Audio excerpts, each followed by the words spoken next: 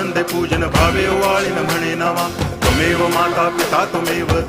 बंधुश्च सखा त्वमेव विद्या तरुणं त्वमेव सर्वं मम देव कायेन वाचा मनसेन्द्रियैर्वा बुद्ध्यात्मना वा प्रकृति स्वभावात् करोमि यद्यत् सकलं परस्मै नारायणायति समर्पयामि अच्युतं केशवं रामनारायणं कृष्णदामोदरं वासुदेवं हरि गिरिधरं माधवं गोपिकावल्लभं जानकीनायकं रामचन्द्रं भजे हरे राम